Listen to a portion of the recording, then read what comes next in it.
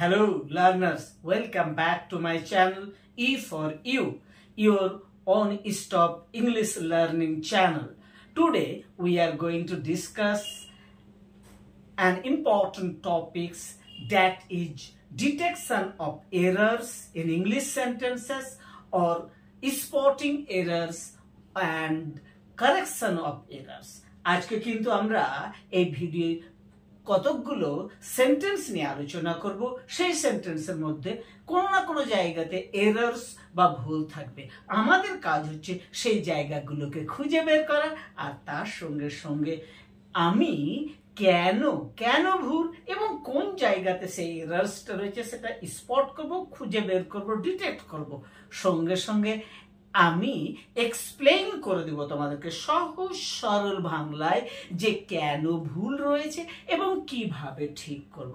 I hope you will enjoy this video and your দেখো এইবার example number 1, he do not like mangoes.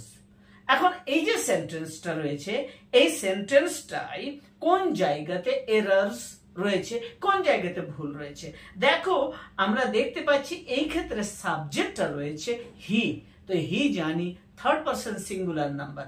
দ্বিতীয় যে জায়গাটা আমাদের দেখা সেটা হলো এই সেন্টেন্সটা কিন্তু রয়েছে সিম্পল প্রেজেন্টে। এখন এই সিম্পল প্রেজেন্টের ক্ষেত্রে যদি subject third person singular number হয় তাহলে আমরা জানি যে ডু বসে না কিংবা ভার্ব সিম্পল ফর্মে বসে না, ভার্বের সঙ্গে এস বা ইএস যোগ করতে হয়। কিন্তু এই সেন্টেন্সের ক্ষেত্রে আমরা দেখতে পাচ্ছি যে হি বসানোর পরে যে ভার্ব রয়েছে ডু তার সঙ্গে ইএস যুক্ত করা নয়, তাই এই সেন্টেন্সটা কারেক্ট হবে he does not like mangoes.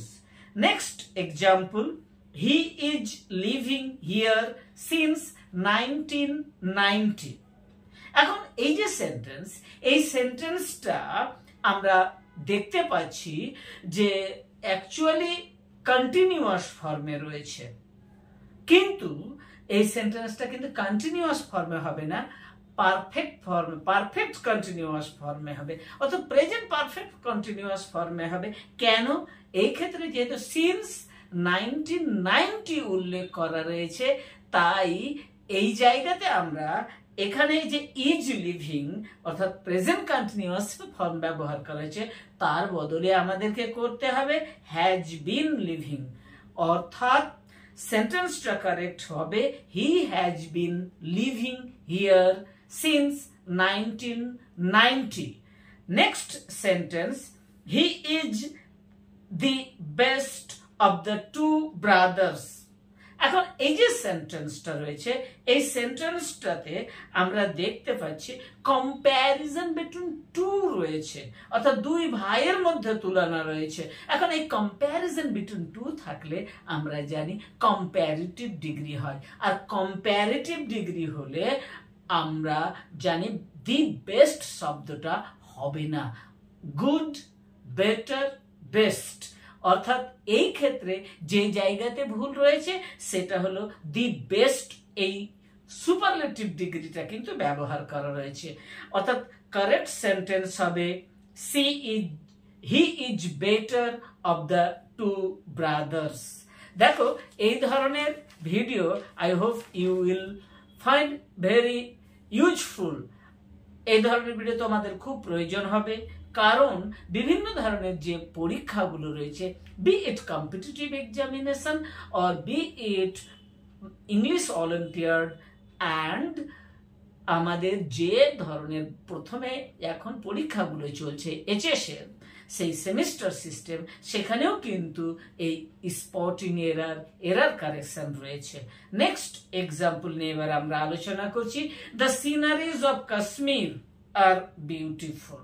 এখন এই যে সেন্টেন্স এক্ষেত্রে সিনারিজ কথাটাকে আমরা দেখছি প্লুরাল করা হয়েছে, কিন্তু সিনারি এমন একটা নাউন যে নাউনের প্লুরাল ফর্ম হয় না। যেহেতু প্লুরাল ফর্ম হয় না তাই সিনারিজ হবে না, শুধুমাত্র সিনারি হবে। এবং তার অনুসারে এই সেন্টেন্সে আরো একটি ভুল রয়েছে, সেটা হয়েছে কি আর এই ভার্ব ব্যবহার করা রয়েছে। তাহলে এখানে আমরা দুটো এরর খুঁজে পেলাম, নাম্বার 1 সিনারিজ, নাম্বার 2 আর। এবার আমাদেরকে কারেক্ট সেন্টেন্সটা হবে কি, দেখো, the scenery of Kashmir is beautiful. Next example, she is good in English. এখন এই যে সেন্টেন্সটা রয়েছে, এই সেন্টেন্সটা এবার আমরা আইডেন্টিফাই করব কোন জায়গাতে এরর রয়েছে। এখন দেখো, আমরা সাধারণত জানি কোন সাবজেক্টের পূর্বে প্রিপোজিশন ইন বসে, তাহলে এক্ষেত্রে ইন ইংলিশ মনে হচ্ছে ভুল নেই। কিন্তু দেখো, গুড এর পরে অ্যাট ভালো, দক্ষ, খুব সুন্দর এই অর্থ বোঝায়। তাহলে গুড এর পরে কিন্তু ইন ইংলিশটা হবে না, এই ক্ষেত্রে হবে গুড অ্যাট ইংলিশ। অর্থাৎ কারেক্ট সেন্টেন্সটা যেটা হবে, she is good at English. Next example, the United States are a powerful country. এখন এই যে সেন্টেন্সটা রয়েছে, ইউনাইটেড স্টেটস কথাটা মধ্যে আমরা দেখতে পাচ্ছি স্টেটস প্লুরাল ফর্মে রয়েছে, কিন্তু এই ক্ষেত্রে শুধুমাত্র স্টেটস দেখলে হবে না, ইউনাইটেড স্টেটস এটা সিঙ্গুলার আইডিয়াকে বোঝায়, একটি সিঙ্গেল দেশকে বোঝায়।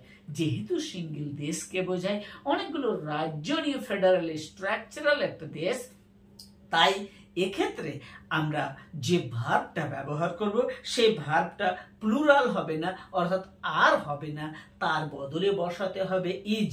অর্থাৎ আমাদের কারেক্ট সেন্টেন্সটা হবে, the United states is a powerful country. Next example, C gave an advice. এখন এই যে sentence, C gave an advice, এখন অ্যাডভাইসের পূর্বে কিন্তু অ্যান এই আর্টিকেলটি ব্যবহার করা রয়েছে। আমরা আর্টিকেলের নিয়ম অনুসারে যদি দেখি, তাহলে অ্যাডভাইস এর আগে অ্যান বসার কথা, কিন্তু অ্যাডভাইস এই নাউনটা আনকাউন্টেবল নাউন। তো আমরা জানি আনকাউন্টেবল নাউনের পূর্বে কিন্তু কোনো আর্টিকেল বসে না, সুতরাং এই ক্ষেত্রে অ্যান বসবে না।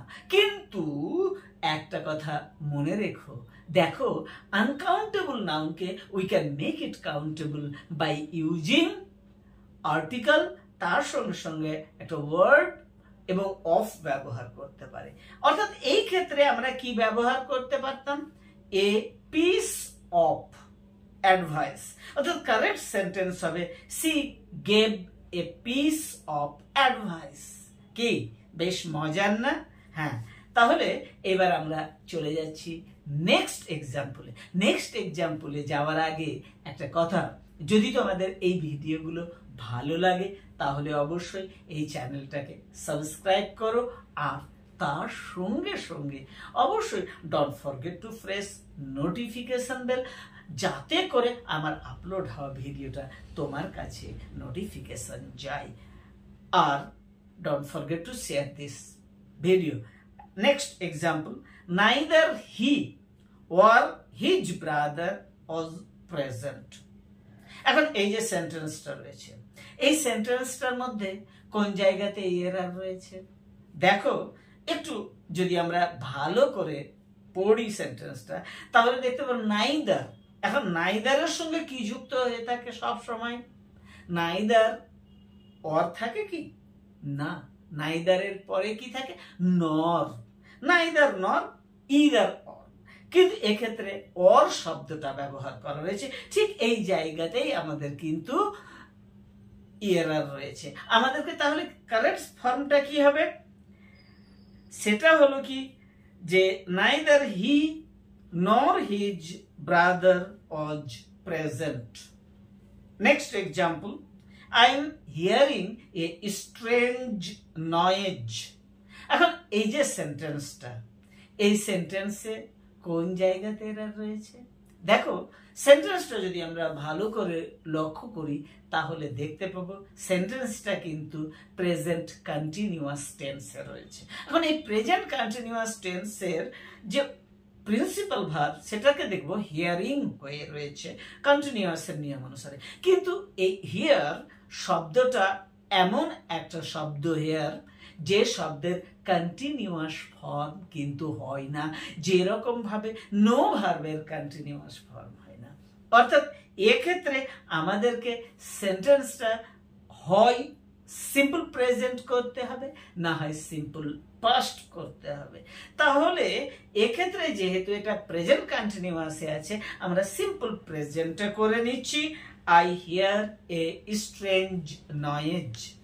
দেখো এই ধরনের ভেরি গুড, খুব সুন্দরভাবে আমরা ছোট্ট ছোট্ট করে সেন্টেন্সগুলোকে খুঁটিয়ে পড়ে নিয়ে তারপরে তার মধ্যে থেকে আইডেন্টিফিকেশন করতে পারবো এরার্সগুলো, আর এরার্সগুলো আইডেন্টিফিকেশন করে কারেকশন করা কাজটাও কিন্তু আমাদের সহজ হয়ে যাবে। Next and last example, I will discuss about the matter. এখন এই যে জায়গাতে বা এই সেন্টেন্সের ক্ষেত্রে যে ভুলটা রয়েছে, যে এরারটা রয়েছে, সেটা কিন্তু আমরা অহরহ করে থাকি। সেই জায়গাটা হলো ডিসকাসের পরে যে প্রিপোজিশনটা বসানো রয়েছে সেটা হলো অ্যাবাউট। কিন্তু ডিসকাস এই যে শব্দ, এই শব্দটার মিনিং হচ্ছে কি টক অ্যাবাউট, অর্থাৎ কোনো বিষয় নিয়ে আলোচনা করা। অর্থাৎ এই অ্যাবাউট শব্দ বা এই অ্যাবাউট প্রিপোজিশনটা কিন্তু এই ডিসকাস ভার্বের মধ্যেই রয়েছে। তাই আমাদের এই ক্ষেত্রে ডিসকাসের পরে এই যে প্রিপোজিশন অ্যাবাউটটা বসিয়েছি সেটা বসতো না। অর্থাৎ এটা হলো রং ইউজ অফ প্রিপোজিশন। আমাদের এই ক্ষেত্রে কারেক্ট সেন্টেন্স হবে I will discuss the matter. এই ধরনের ভিডিও আগামীতে থাকবে। তোমাদের সবাইকে থ্যাংক ইউ, ধন্যবাদ for watching the video. See you next time.